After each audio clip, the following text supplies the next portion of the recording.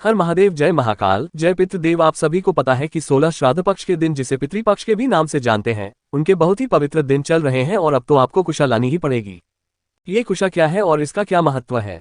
अगर आपके घर में परेशानियां खत्म होने का नाम ही नहीं ले रही है, एक के बाद एक परेशानियां आ जाती है, कभी धन नहीं आ रहा, व्यापार अच्छे से नहीं चल रहा है, बीमारियां बहुत ज्यादा आ रही है, कष्ट बहुत ज्यादा आ रहा है, शरीर में दर्द बहुत ज्यादा रहता है, कोई मनोकामना है, कोई विश है, पूरी हो ही नहीं रही है, शरीर पर चकत्ते पड़ गए हैं, काफी सारी ऐसी समस्याएं मात्र इस छोटे से उपाय से आपकी हल हो जाएगी। पूज्य गुरु जी की कथा से सुनकर के और समझ करके पूरे उपाय को और सारी बातों को बहुत अच्छे से आपको समझाऊंगा। इस पूरे वीडियो के अंदर हम लोग 3 उपाय और साथ ही साथ वह अद्भुत सा काम मैं आपको बताऊंगा, जिससे आपके घर में कभी पितृ दोष नहीं लगेगा, आपकी घर की सारी समस्याएं खत्म हो जाएगी। सबसे पहले बात कर लेते हैं पहले वाले उपाय की तरफ। ध्यान से सुनना, समझने की कोशिश करना। पूज्य गुरुजी ने इसके दौरान एक कथा जरूर बताई। ठीक है, जब माता पार्वती जी अपनी नानी के यहाँ पितृलोक में गई थी तो वहां पर उनको जो है ना एक ढेर दिखाई दिया। वो ढेर किसका था? कुशा का। अब यह कुशा क्या होता है मैं आपको बता देता हूँ। कुशा आपको कुछ इस तरीके से पूजा पाठ की सामग्री पर आपको मिल जाएगी। अगर आपने देखा होगा तो इस तरीके से कुशा के आसन भी आते हैं। जो पुराने जमाने के लोग होते थे ना, वो खुद जाके आसन पर बैठकर ही पूजा किया करते थे। इसी पर बैठकर के, और जितने भी ऋषि मुंशी हो, ऋषि मुनि होते थे ना, वो इसी पर सोया भी करते थे, जिनसे उनकी आयु लंबी हुआ करती थी। तो जब मैया पार्वती जी ने ये पूछा कि यह इतना ढेर किस चीज का, इस कुशा का, तब जो भगवान आर्य स्वामी थे उन्होंने इसके चमत्कारिक कारणों के बारे में बताया था। और पितरों के लिए यह बहुत ही ज्यादा लाभदायी होता है, तो अपने घर में इसे जरूर रखा कीजिए। पहले वाले उपाय के अंदर गुरुदेव ने बताया कि अगर आपके घर में आप नहीं चाहते हो कि किसी भी तरीके की कोई समस्या आए, आपके पितृ हमेशा खुश रहें, आपको कभी पितृदोष ना लगे हैं ना, और आपके पितृ सदैव आपको आशीर्वाद देते रहे हैं ना, तो अपने घर में आपको इस तरीके से कुश का आसन तो जरूर ही रखना चाहिए। क्या कुश का आसन जरूर रखना चाहिए? अब इसे रखने का भी एक नियम है, खास तरीका है। इसे आप केवल अपने घर में 3 स्थानों पर ही रख सकते हो, किसी भी और जगह पर मत रखना, वरना आपको पाप लगेगा। ठीक है ना, ध्यान से सुनिएगा। जो भी आपके पितृ देवता होते हैं ना, इनको समर्पित ये जो कुश का आसन होता है, ये इनको तृप्ति दिलाता है, ये संतृप्त हो जाते हैं और इन्हें मोक्ष मिलता है। ये चीज ध्यान रखना। ध्यान से सुनना कैसे करना है। जब आप इसको लेकर के आओगे अपने घरों में, तो वो कौन से 3 स्थान है जहां आपको रखना है? सबसे पहला स्थान, जब आप अपने घर के अंदर की तरफ जाते हो ना, तो घर के अंदर की तरफ जैसे ही आप प्रवेश करते हो, वो मेन गेट नहीं, जो लोहे वाला वो वाला नहीं, अपने लकड़ी वाले गेट के बारे में बात कर रहे हैं। तो जब आप अंदर की तरफ जाओगे ना, तो इसके राइट हैंड साइड में इधर की तरफ जो भी दीवार हो है ना, उस दीवार पर आपको लटकाना है। अगर लटका ना सको तो वहां पर अगर कोई कैलेंडर वगैरह, कोई तस्वीर वगैरह अगर कुछ लटक रही है ना, तो उसके पीछे की तरफ आप वहां पर लगा सकते हो। ठीक है, एक तो स्थान ये बताया गुरुदेव ने। दूसरा क्या बताया कि आप अपने घर के मंदिर में रख सकते हो, इतना पवित्र माना जाता है इसे, है ना। और अगर आपका जो मंदिर है, खुदा ना खास्ता भगवान की दया से आपका राइट हैंड साइड की तरफ ही इधर पड़ता है, जैसे कि हमारे घर में पड़ता है, ठीक है ना, तो आपको अपने मंदिर में दूसरा वाला स्थान, वहां पर आप इसके आसन को रख सकते हो, ठीक है ना। दूसरा स्थान ये हो गया। और तीसरा किचन के अंदर। तीसरा स्थान कौन सा बताया गुरुदेव ने? वो बताया कि चीन के अंदर, रसोई घर के अंदर। अब रसोई घर के भी अंदर किस जगह पर, ध्यान से देखना, जहां पर भी आपके पानी पीने का स्थान होता है, या आपके पितरों को समर्पित होता है, ठीक है ना। अगर आपके घर में इस तरीके से परिंदा नहीं बना हुआ है, आपके आरओ सिस्टम वगैरह है, तो जिस जगह पर आरओ सिस्टम लगा हुआ है ना आपका, उस आरओ के पीछे की तरफ आप उस आसन को लगा दीजिए। और अगर आपका ये परिंदा घर में किसी और जगह पर है, किचन में नहीं है, तो परिंदे के आसपास अगर कोई खिड़की है, दीवार है, कोई खूंटा है, तो आप इस परिंदे के आसपास कहीं पर भी उस शासन को रख दीजिए।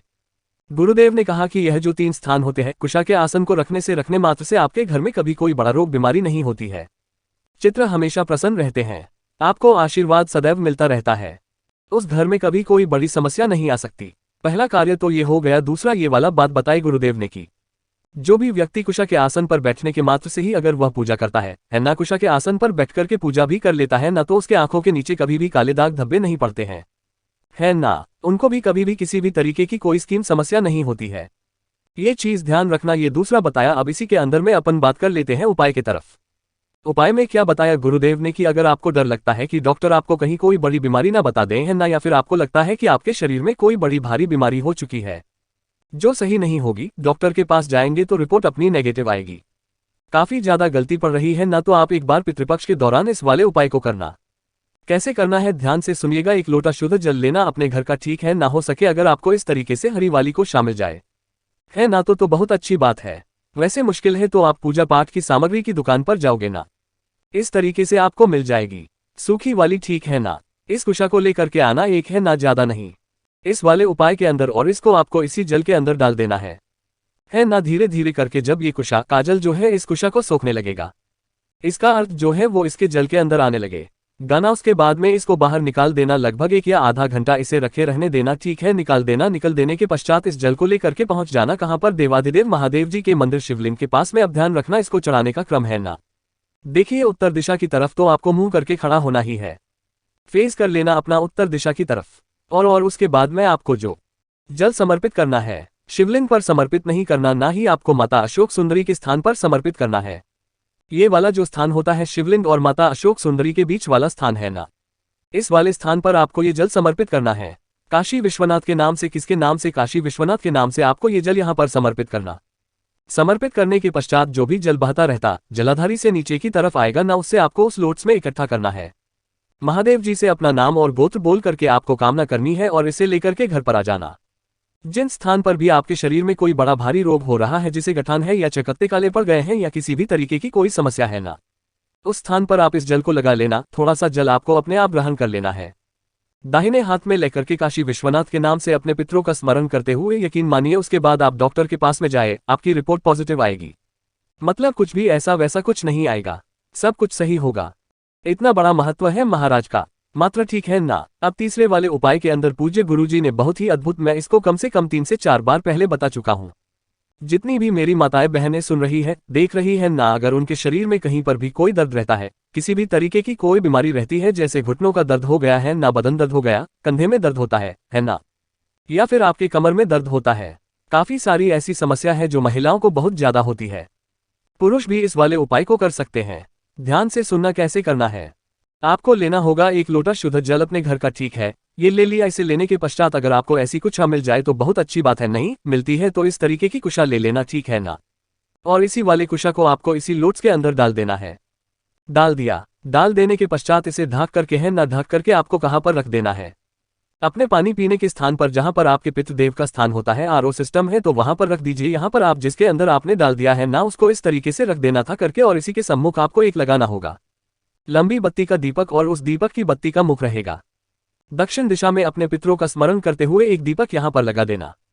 रात भर सो जाना कब करना है, ये शाम को किसी भी दिन पितृपक्ष के दौरान, ठीक है ना। ये कर दिया। उसके पश्चात जब आप सुबह के टाइम पर उठोगे तो उठने से पहले आपको ना तो कोई जल पीना है, ना ही आपको मूड होना है, कुछ भी नहीं करना है। सीधा आपको किचन में आना है, भगवान जी का ढूंढ दे करके, और उसके यहां पर आने के पश्चात इस वाले जल का आपको 7 बार पान करना है।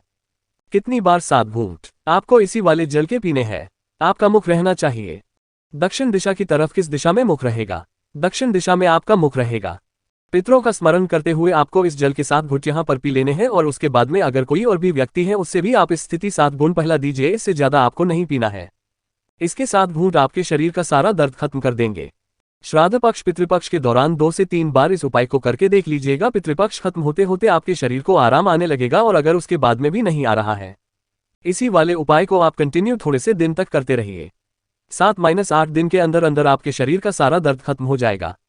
पूज्य गुरुजी के ये सभी जो उपाय हैं ना, बहुत ही ज्यादा खास औरत जरूर कीजिएगा। वीडियो अगर पसंद आई हो तो लाइक जरूर करना, चैनल को सब्सक्राइब जरूर कीजिएगा। कम से कम अपने घर में एक कुश का आसन जरूर लेकर के आना, ठीक है ना। मैं मिलता हूं आपसे अगले वीडियो में, तब तक के लिए ओम नमः शिवाय, जय महाकाल, जय शिव शंकर, श्री शिवाय नमस्ते।